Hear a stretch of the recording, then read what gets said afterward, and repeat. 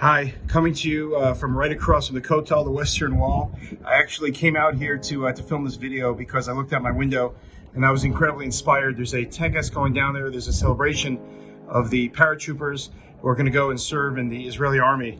And I was thinking to myself, there's an amazing piece on Kol Fake, My Beloved is Knocking by Rabbi Soloveitchik, where he gives a parable to explain the connection of Jews around the world. And what he said was that there was once a young man who had two heads, and his parents passed away, and they could not decide whether to give him either one share of his inheritance or two because he had two heads.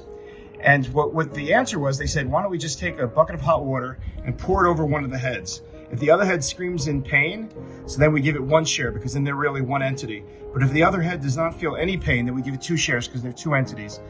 And Rabbi Soloveitchik said that the Jews have to feel each other's pain. The Jews of Argentina are in trouble, and the Jews of New York need to step forward.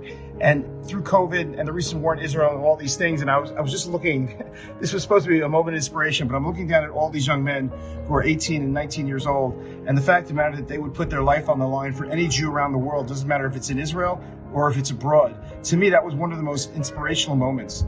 And it's always been, in terms of the Jews, that we've always stuck up for each other. We've always defended each other on a physical level and a spiritual level. As I point out so many times, Moshe Rabbeinu, Moses, our teacher, was the person that saved us from genocide in Egypt. He stopped a sick culture where Pharaoh was killing babies, and then he took us out to give us the Torah, saved us physically, and then saved us spiritually. And I think that's what we all need to be inspired. We need to just look around and see all our Jewish brothers and sisters that are willing to do so much for us at any time, any day. So I hope that we can all continue that, and as long as we continue looking out for each other, we'll continue to be inspired.